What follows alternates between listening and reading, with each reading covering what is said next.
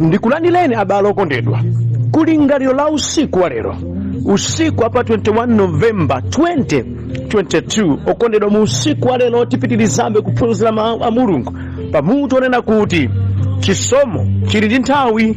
Moyo suyenda monga mmene anthu afunira kapena kuganizira ayi. Phunzirani kuzindikira nthawi yoyenera yochitira zinthu. Ameni. Ndipo mu usiku wa lero ndi phunziro namba 2 limene likuchokera pa uthenga wabwino wa Luka 16 kuyambira ndime yake ya namba 19 mpaka ndime ya namba 31. Mawu a Mulungu mchiyawo cha lero akuti, panali munthu wachuma amene ankavala zovala zofira za mtengo wapatali ndipo ankakhala moyo wachisangalalo tsiku lililonse. Pa khomo la mpanda wake ankagonekapo munthu wopempha wotchedwa Lalero, wazilonda thupi lonse, ndipo ankafunitsitsa atadya zomwe zinkagwa pansi kuchokera pamene munthu wolemerayo amadyerapo. Agalu ankabweranso ndi kumanyambira zilonda zake. Nthawi inafika imene wopemphayo anamwalira, ndipo angelo anamunyamula nakamuyika m'manja mwa Abrahamu. Munthu wolemerayo anamwaliranso ndipo anayikidwa m'manda. Ali mgahena kuzunzika, anakweza maso ake ndipo anaona Abrahamu ali ndi Lalero pambali pake, ndipo anafuwula kwa iye kuti, abambo Abrahamu, mundimvere chisoni ine, ndipo mutumeni Lazaroyo kuti avike nsonga ya chala chake m'madzi kuti aziziritse lilime langa, chifukwa ndikumva ululu m'moto muno. Koma Abrahamu anayankha kuti, mwanawe, kumbukira kuti nthawi ya moyo wako unalandira zinthu zako zokoma, pamene Lalero analandira zinthu zoyipa. Koma tsopano akusangalala kuno, ndipo iwe uli ku mazunzo. Ndipo kuonjezera pa zonsezi, pakati pa inu ndi ife pali chiphompho chachikulu chimene chinayikidwa, kotero kuti amene akufuna kubwera kumeneko sangathe, kapena palibe amene angawoloke kuchokera kumeneko kudzafika kuno. Iye anayankha kuti, ndipo ndikupemphani inu abambo, mutumeni Lalero ku nyumba ya abambo wanga, pakuti ine ndili ndi abale asanu. Lolani iye akawachenjeze kotero kuti asadzabwere ku malo ano amazunzo. Abrahamu anayankha kuti, ali ndi Mose ndi aneneri, aleke amvere iwo. Iye anati, iye abambo Abrahamu, koma ngati wina achokera kwa akufa adzapita kwa iwo, adzatembenuka mtima. Anati kwa iye, ngati iwo samvera Mose ndi aneneri, sadzakhulupirira ngakhale wina atauka kwa akufa. Ameni. Okondedwa, mwa mawu a Mulungu amene tawerengawa titsogozedwa ndi kulingalira konena kuti kusagwiritsa bwino nthawi ya chisomo kumadzabala zokhumudwitsa moyo kutsogoloko. Ameni. Tawaonapo ife banthu amene mpata adali nawo, chisomo adali nacho, koma sadachigwiritse ntchito bwino. Leroli akukhala mokhumata ngati kankhuku wogwa m'madzi, anga kuti Mulungu ngwankhaza sapatsa anthu chisomo, sadalitsa banthu. Kukhala kwawo kwa lero ndi chionetsero mu nthawi yawo ya chisomo sadachite bwino. Adapita patsogolo ndi madyedwe, adapita patsogolo ndi chisawawa, sankagwirika, sankalangizika, adaseweretsa nthawi. Lero lino akulira. Tili nawo anthu amene agwira ntchito zaka zambiri nafika pochita ritaya ndithu, okondera nkulandira ndalama zambiri za retirement, ndi kukapa pano atabulangeta alibe. Nyengo yakugwirako ndalama sadayitenge bwino. Anaka chasu zibwezi ndi zibwana zidasangalatsa moyo wawo mpaka kuudiliza ndi kuyankhula pano alibe ngakhale lobola. Akukhumata, ali mchikhumudwitso. Adalipo banthu chisomo anali nacho, kondedwa, adayendako mmoyo wonena kuti akadatha kupita patsogolo, koma chifukwa chanena kuti adakwera pamwamba kwambiri ndi matama, adasemphana nazo zamalipiro. Lero lino amakhala okhumata, sadayenera kukhala moyo umenewo, koma akukhala chifukwa mu nthawi ya chisomo sadachite bwino. Okondedwa, kusagwiritsa bwino nthawi ya chisomo kumadzabala zokhumudwitsa moyo wakutsogoloko. Tamvani kanthu akaonedwa, kuchita zolakwika mu nthawi yoyenera limakhala vutobe. Kaya mundipeze kaya, kuchita zolakwika mu nthawi yoyenera limakhala vutobe. Nthawi imene unafunika utachita zabwino iweyo nkukangalika kumachita zopanda pake. Ndi vuto ili umadzalira kutsogolo lizikhoza kukhala ndi zionetsero pawiri. Lero lino ukhoza umakhaula kapena mwina ngati sukhaula lero lino udzakhaulabe mawa, chifukwa kuchita zinthu zolakwika mu nthawi yoyenera zavuta. Komanso mundimvetse anthu kunena kuti nthawi zina zimatheka kuti munthu kumachita zinthu zoyenera mu nthawi yolakwika. Izizi zimatsekereza zabwinozo kuti zisaonekere. Mundimvetse kaya, kumachita zinthu zoyenera koma nthawi yochita zoyenerazo ndi yolakwika. Mwa izi ukuchitazi zimatsekereza zabwinozo kuti phindu lake lisaonekere. Ani nyengo zinaso zimatere kuti kumatheka munthu kumachita zolakwika mu nthawiso yolakwikanso. Izi zaukondedwa ndi matsoka achikhalire. Pempho langa kwa inu ndi ili: chitani zoyenerera mu nthawiso yachisomo. Moti cholinga cha ulaliki umenewu nchimenechi chikuthandizeni kuti inuyo muchite zoyenerera mu nthawi yanu yachisomo imene Mulungu wakupatsani. Ameni. Kanthu kena kamene anthu akumasewera nako kwambiri zedi pa dziko lapansi pano ndi nkhani ya chipulumutso. Zakuti chipulumutso nchofunika zedi, anthu ku dziko kuno sakulabada. Ena akuyesa ngati kuti moyo wawo udakalipobe popeza maiko athu amakhala ndi lifespan. Koma dai kuno ku Malawi chiyembekezo chathu ndi kuti anthu akhoza kukhala ndi moyo kufika zaka izi. Poona zimene zozo iwo amadalipo osadziwa kuti masiku a moyo wawo ali m'manja mwa Mulungu. Tandimvetsana abale okondedwa, anthu sakukangalika ndi nkhani yakuti kodi moyo wanga ukatha pa dziko lapansi pano zatani. Yeti chisomo chimati kulapa kumene munthu akhoza kulapa pamene iye ali pa dziko lapansi pano. Kungofika nthawi yake ya imfa ndi kuti mpata wa chisomo chakulapa watha. Chisomo chili ndi nthawi okondedwa, zilengeni bwino. Monga kumakhala kuti m'malevonso a moyo pali kanyengo kena ndithu kamene Mulungu amangokupatsa kuti ukhoza kuchitapo ziwiri zitatu moyo upita patsogolo. Ngati suchita bwino mnthawi ngati imene suzindikira nuchita zoyenera mnthawi imeneyo, okondedwa umadzavutika ndithu. Wena ndikuyamba panopa sakugwira ntchito, sikuti chauta sadapatseka mayika ntchito, koma nthawi imene iwo mipata imapezeka yakuti akhoza olembedwa ntchito amanyada kwambiri. Lero mipata yonse ijayo idatsekeka nkana ntchito yapasi kwambiri samayipeza. Nthawi imene iwo akadapeza banja koma kunali gwirugwiru wakeyo osakhazikika, koma matama ake mbwerekete, ukhala ngati kuti iwowo koma ngati adachirutsika kupena angelo. Koma okondedwa, lero lino mipata yoseija kutsekekeratu olongana wawapatsa komoni osapezeka, olongekale kuti munthu wongo osapezeka. Sadachite bwino mnthawi yachisomo. Lero lino akukhumata mavuto oti awo okondedwa. Nthawi yawo yakutchuka okondedwa sadayike maziko enieni. Lero lino ngakhale anthu owazindikira kusapezeka, mbiri zimaveka za iwo nzokhazo zoyipa, zabwino siziveka. Zindikirani nthawi yoyenera kuchita zinthu ndi kuyenda monga nthawi imene mudzapindula. Ameni. Mawu a Mulungu amati awerengawa. Yesu akunenetsa zakufunika kozilira nthawi yachisomo popereka za Lazaro waumphawi ndi mwini chuma. Onsewa anali amoyo ku dziko lapansi, wina wopata wina wosauka, koma chondisangalatsa onsewa anali ndi moyo. Wopatayu maso ake adayika pa chuma chake nayesa nthawi idakalipo mpata woti agone ndi Khristu Yesu wolapa tchimo analibe. Mpata wopemphera analibe. Mpata adafika pokafa atangodya bwino, atangotchuka, atangodziwika, koma ndi Mulungu wosayanjana. Pamene wina nkana nali wosauka wopanda kena kalikonse adasamalirabe chisomo chakuyenjana ndi Mulungu nthawi yake yokhala moyo. Pa imfa yake wosaukayi adatengedwa ndi angelo kupita kwa Abrahamu, pamene pa imfa yake wachumayi adatengedwa ndi ziwanda uyo Gehena.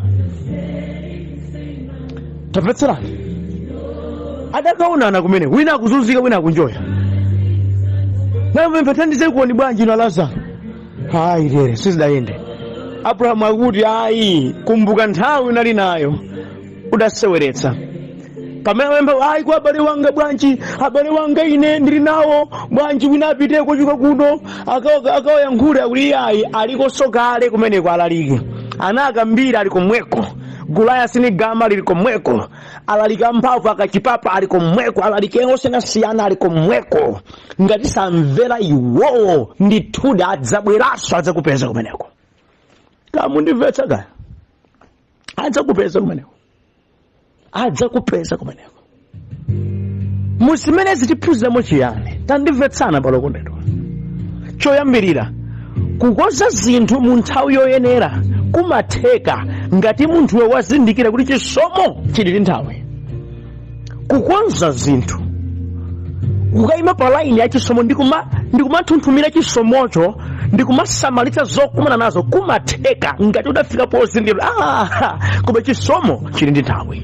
Moti ndipati ndikambe okondedwa amene amakhala jagali kumayesa kudzichepetsa nkumayenda moyenerera pa nthawi yawo ya chisomo ndi amene adazindikira. Wonse wosazindikira ndi awo akondwa ndi mabwevubwevu a dziko lapansi, ndi awo angochita gwirigwiri pa dziko lapansi, ndi awo osakhazikikawa sakuzindikira ne nthawi ikatembenuka imadzawapeza modzidzimutsa. Kukonza kwa zinthu mmoyo uno, kukakamira zizothandiza mmoyo uno kumatheka ngati munthuwe wazindikira kuti chisomo chili ndi nthawi. Mwa awiri awa, Lazaro waumphawi ndi wina wachumayi, tandimvetsani. Lazaro adazindikira kukhala kwanga kwa moyowu udzatha. Ndinafunika ine ndikhale woyanjana ndi Mulungu kuti mmoyo winawo nkakhalenso bwino. Nkana pa dziko pano ndikuvutika, koma kuvutika kwanga kusandipangitse kuti ndisayanjane ndi Mulungu wanga. Mwa ichi atazindikira ichi adadzipereka kwa Mbuye chifukwa adazindikira. Pamene achimwenenawa kamba kachuma chawo sadazindikire, adangokomedwa nazo. Abona ndi chuma ine, koma iwe chumachi udzachisiya. Chisomo chili ndi nthawi. Ayiso kaya kusazindikira kwa mkulu amene kudakamfikitsa mgahena wa moto. Akadazindikira kuti izi ndikunjoyazi zili mmalire mneneretsa ine pano, sakadapa kulola kuti amwalire osakumana ndi Ambuye. Hayi, mukusazindikira kwake kudamfikitsa mnyengo imeneyi. Okondedwa, kusazindikira kuti chisomo chili ndi nthawi kumakupanga munthu wekhala munthu osasamala. That's why mboza kuti anthu ambiri amaseweretsa chisomo mpata amakhala nawo, kuthekera amakhala nako, koma sakugwiritsa bwino ntchito chifukwa uthenga utena kuti chisomo chili ndi nthawi mumtima mwawo suyendamo. Ndikuyankhula ndi ena pano amene nawonso machitachita awo amoyo uno akuyenda mosazindikira kuti chisomocho chili ndi nthawi. Idzafika nthawi imene sadzakhalanso ndi zimene adazo lero. Idzafika nthawi imene kuthekera kumene lero sadzakhala nakonso. Kodi mnyengo yakutsogoloko adzachitanji ngati akapanda kukonzeka lero? Chichewa chimati umakoza kapansi kuti amwamba katsike. Amene maziko akutsogola anafunika amangidwe mwabwino lero, koma zimatheka ndi anthu amene amazindikira kuti chisomochi chili ndi nthawi. Amen. Kwa wonse osazindikira amanyoza za Mbuye, amanyoza kulimbikira, amanyoza kukhazikika, ayiwala kuti chisomochi chili ndi nthawi. Chili ndi nthawi. Chili ndi nthawi. Okondedwa, munthu wozindikira chisomo chili ndi nthawi amasamaliza phinduzo, amasamaliza phinduzo, amapanga overcome ma challenges a dziko lapansi. Lazaro anapanga overcome challenge ya umphawi anali nacho. Ngakhale ndine wamphawi koma Mulungube akhale bwenzi langa basi. Chifukwa nthawi yoyanjana ndi Ambuye mpasi pano, nkamati ine ndafa osanjana naye Ambuye zatha. Chisomo chakuyanjana naye chakanika.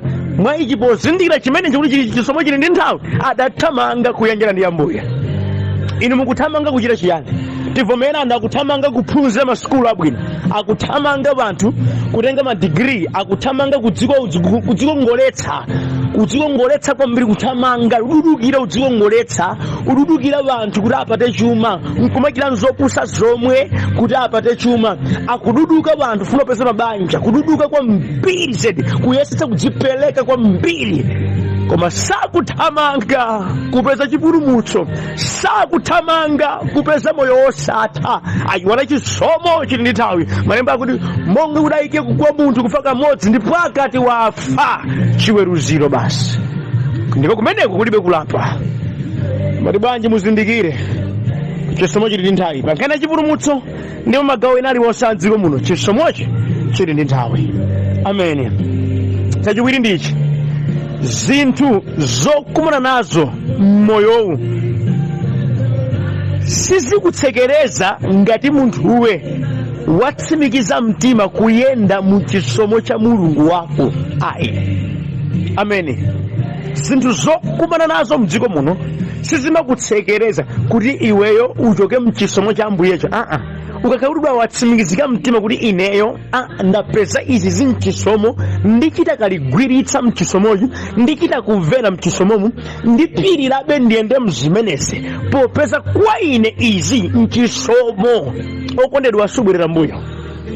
Lazaro adapeza kuyanjana ndi Ambuye mchisomo chimene umphawi sunganditothole, zilonda zanga sizinganditothole. Ndapeza chisomo ichi chili ndi nthawi. Ineyo ndikhoza kumwalira, koma mmene ndidzamwalira ine ndikhale kuti ndi Ambuye ndife woyanjana, chifukwa ndikalola kuti umphawi wanga unditothole maso Mulungu ndiye kuti ndataya chisomo cha chipulumutso. Ndikalola kuti zilonda zanga zinditothole maso Mulungu ndiye kuti ndatayana mchisomo cha chipulumutso. Koma ndipirirabe ndatsimikizika mtima kuchita zimenezi. Mmene Lazaro amatsimikizika mtima chotere ndiye kuti mwini chumayi analibe nazo ntchito, sadatsimikize kuyenda ndi Ambuye. Iye amati bola zake zikumuthekera, bola kunyanja awupita ukasambira, bola galimoto yabwino awuyenderera, bola kuchena akuichena, bola masitedasi ake ambiri akuona, bola ambiri akujapa ya iyeyo akamba, akumpatsa mayina big money, akuipatsa moto mdziko lapansi. Sadasamale za zinthu zokhazikika. Okondedwa adavomereza kuti chuma chopeza yekha chimtsekereze kusemphana ndi chisomo cha Mulungu. Adavomereza kuti okondedwa magalimoto ogula yekha azimzuza nawo kuma mtima kosatuma zopanda pake. Andi zimene ziso ambiri lero zikuachitikira kuti popeza sadatsimikizike mtima kuyenda mchisomo cha chipulumutso, kuyenda mchisomo cha zimene Mulungu apatsa, akutangwanika nza dziko ndipo akupusitsidwa nzopanda pake. Okondedwa akumathothoka pamaso pa Ambuye kamba ka moyo wachimasomaso, akumathothoka pamaso pa Ambuye kamba kamowa omwewu damalo mweri. Okondedwa kumathothoka pamaso pa Ambuye kufera chipisi kachewere nditu ndi anyezi ndi balagesi kabichi basi mpaka na umachimo machita dzigololo nkhani yake ati imeneyi. Chifukwa nchiyani anthuwa ngosatsimikizika kuyenda mchisomo cha Ambuye. Mwa ichi akulola zochepa uchepa za dziko lapansi ziwathothole pa chisomo cha Ambuye. Ndipo ndikambena nonse amene mukuthothoka pa chisomo cha Ambuye chifukwa cha matama mwina nkutheka, chifukwa chofuna ulemu, chifukwa chofuna utchuka, chifukwa chofuna anthu adzikupembedzani, adzikuona inu ofunika kwambiri posa mwina aliyense. Ndipo ndikambena anu wina okhalako mdziko lino ngakhala ali osauka theretu mpaka nado wamabala amene agalwa nkanyambita adatsimikiza mtima kuti ine ndiyenda mchisomo cha Ambuye popeza chisomo ichi chili ndi nthawi. Mu nthawi iyi imene ndapatsidwa chisomo choyenjera ndi Ambuye pa dziko pano nsachitaye. Kodi kukakamira kumenekoko inunso nkumene muli nako pa za Ambuye komanso pa zimene Ambuye akupatsani m'magawo osiyanasiyana. Kera kudandaulirani mu usiku wa lero, bwanji nanunso mukhale nako kukakamira kwa mtundu wotere. Ameni. Ndukena okondedwa, nyengo ya chisomo imasintha, moyo nkutembenuka. Ichi tsimikizikani mtima. Nyengo ya chisomo imasintha, moyo umatembenuka. Mpata wochita zinthu umafika pakutha, mpata wolapa umafika pakutha, mpata wokoza zinthu umalephereka. Imachima pa izake. Baibulo kuti awiri onsewa adafika pomwalira napita kosiyana. ndipo wachumayi adapita ku gahena nkumazunzika.